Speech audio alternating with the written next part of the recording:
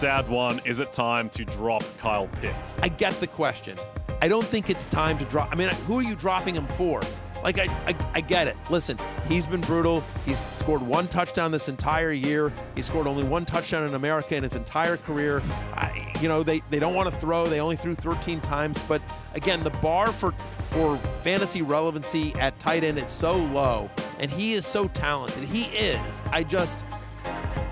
I'm probably hanging on to him because here's what I will tell you. I mean, you use like a third-round pick on him. If you drop him, and then all of a sudden he gets hot and somebody else picks him up, you're gonna be like, oh my God. You're gonna drive yourself crazy. That was Matthew Berry on yesterday's Fantasy Football pregame live from Buffalo. No Berry today. He's trick-or-treating all day. The ball drive. Yeah, he's out. Yeah, respect. I totally get it. But we welcome in Roto-World's Pat Kerrane. Pat, always great to have you here, man. And you get to talk about the Weekend Warriors. Yeah. We had Lawrence on for this is what was terrible over the weekend. Now we bring the vibes back, and we'll start with Kyle Pitts. Yes. Who, credit to Barry, before he got all that candy, Halloween candy, and he said, do not drop Kyle Pitts. Kyle Pitts, 9 targets. That's unheard of for Kyle Pitts. Kyle Pitts with 9 targets, 5 catches, 80 yards, and a touchdown for 19 points. Finishes as tight end 3 in scoring in Week 8. Yeah, I mean, it would have been a rough drop if you dropped Kyle Pitts this week. Finally gets his second touchdown on American soil. The thing about Kyle Pitts is he is being targeted at a high rate when you look at the context of the Falcons' offense. Only Mark Andrews has a higher target per route. Kyle Pitts also has the highest average depth of target among tight ends. That combined, high target rate, deep targets, that's a valuable role, but you need passing attempts. The issue here going forward is that we did get some passing attempts, but we got them in a game where they went to overtime. There were a ton of plays overall. This was still a very run-heavy team this week, minus 13% pass rate over expected. Relative to game script, super run-heavy. That was ahead of only the Panthers, Bears, and Titans this week. So I think as we move forward, are we going to get as many plays? Because they're still going to run, and when they're ahead in games, Kyle Pitts has just 0.5 yards per route run, which is terrible. And the Falcons have the second easiest strength of schedule the rest of the season. Yeah, my concern with the Falcons is that they might just be too good. And they might be too good for Kyle Pitts and Drake London to really properly live. And they're going to get away with continuing to run the ball. Like their next 5 weeks, Chargers, at Panthers, Bears, at Commanders, Steelers. You're not scared? No, they're not going to be like 6-point dogs in any of those games or anything. So they're going to be able to continue to run the ball and do what Arthur Smith wants to the detriment of America. So let me ask you, as a man who instantly traded Kyle Pitts as soon as he caught 1 touchdown this year, I begged somebody to take him.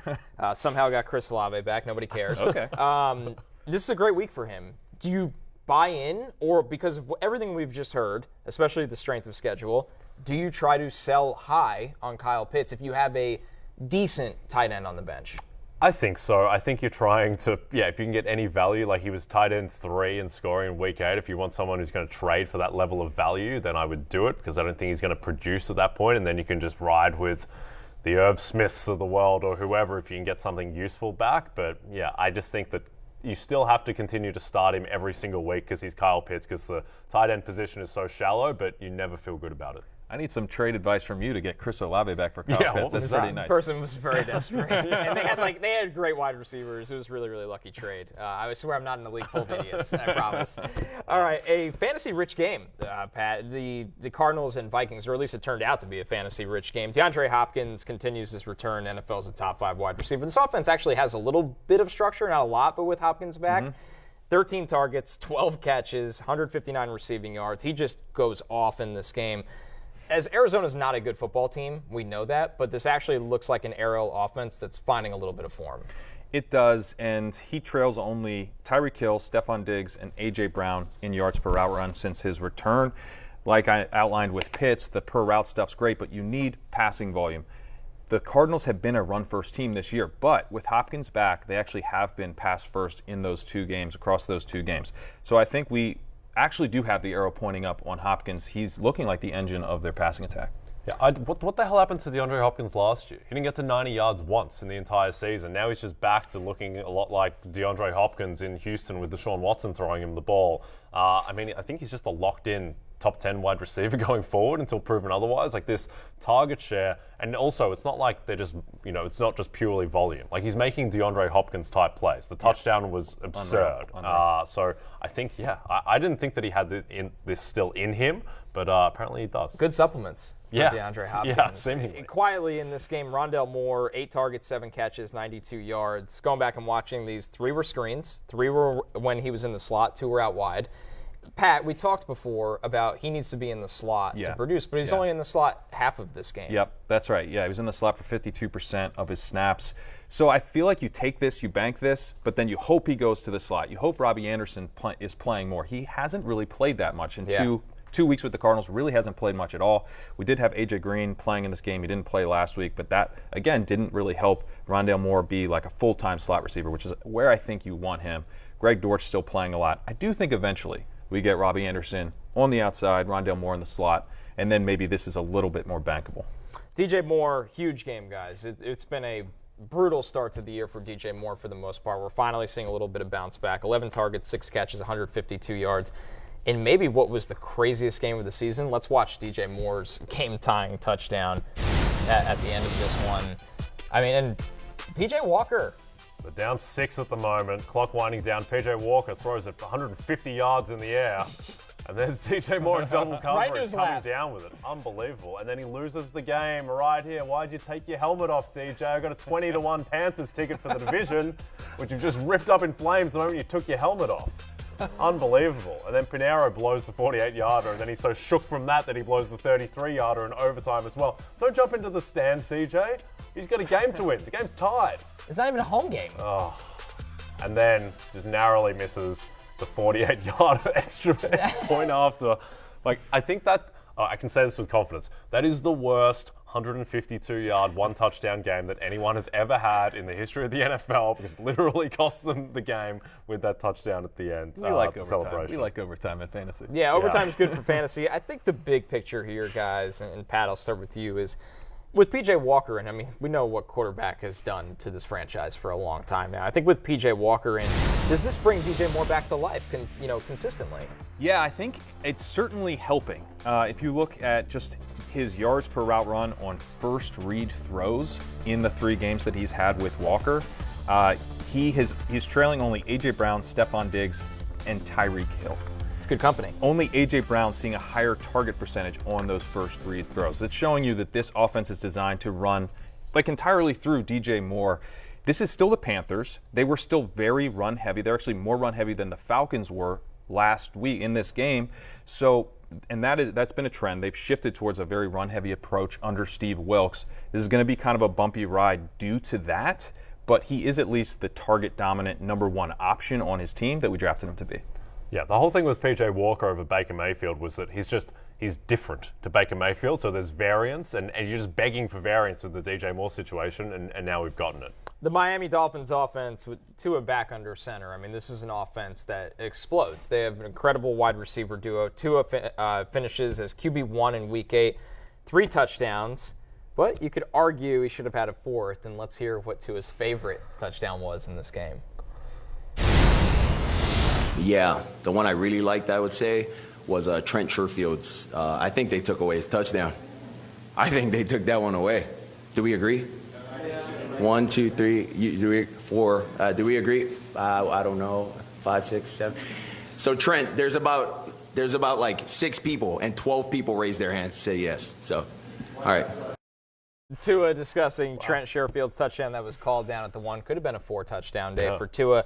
But more importantly, guys, and Jay, starting with you, I mean, with this wide receiver duo, with the genius that is Mike McDaniel, and matchups like this, do you start Tua every single week at this point? You do. Also, I love the personality Tua showed there. A little humor Tagovailoa. Yeah. There we go. He could join this desk. Yeah, exactly. With all the jokes we've had today. Tua's locked in. He's a QB1 going forward. The top 7 QB in that range, I think, like slightly ahead of the Justin Fields of the world, certainly ahead of the Tom Brady's of the world at this point. And we've seen that McDaniels, he will throw the ball. They're still obviously using Raheem Mostert a fair bit, but just with Hill and Waddle, that's the best receiver duo in the league. And Tua is reaping the benefits. Yeah, it really is. And Tyreek Hill, the thing about him is that you cannot take him away. He's 5th in the NFL in yards per route run against double teams per PFF. He obviously leads the league in yards per route run. He's having this incredible season. I think emblematic of that, he split a double team on 3rd and 13 in this game. Tua hit him for a 36-yarder. He was immediately by both defenders. And you look at, Jalen Waddle, you can't take him away either. 4th in yards per route run, 3rd against double teams. So it's not even pick your poison. Both these guys are going to go off against you. Tyreek having an unbelievable year. I mean, when you just compare the pace he's on compared to Calvin Johnson's record-setting year, as we show it right here, it's truly absurd. I mean, Tyreek is on pace right now to break this record by a pretty healthy margin.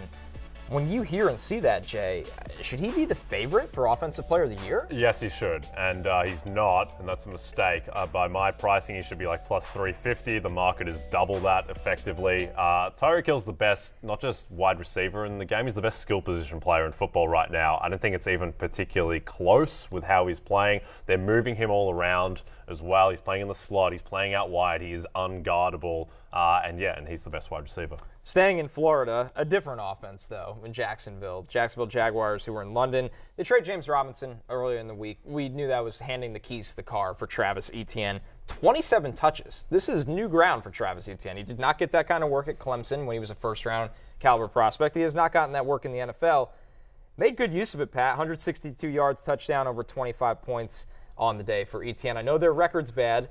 They are not playing good overall right now. But Etienne, it seems sustainable that he could be a top 10 back going forward. It really does, and it's kind of like maybe a little Saquon Barkley-esque where you're looking for big plays on a bad team. And I mentioned Saquon Barkley because the only running back right now over the course of the season that has a higher snap share than Etienne's had over the last 2 weeks. Etienne, 79% snap share last week, 80% 2 weeks ago. He has elite usage right now. He's getting used in the passing game. He can rip off big plays. I mean, it is wheels up for Travis Etienne. Yeah, I mean, he could be a top 5 running back going forward. I think that's definitely in play. You just worry that Jacksonville's season is teetering on the brink of being completely done.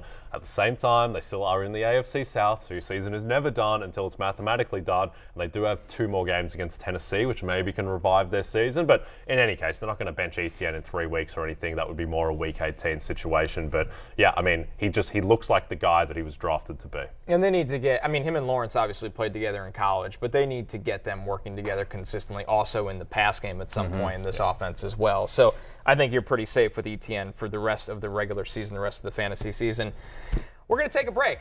Great having Pat here, Pat Kerrane. To go through his article to walk through every single week on the show, so I'm sure we're going to see you soon.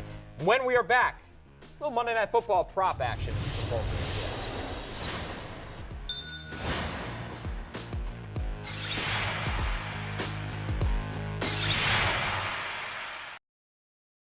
Hi, I'm Mike Tirico, and thanks for watching. Make sure to hit subscribe for the latest news and highlights from NBC Sports.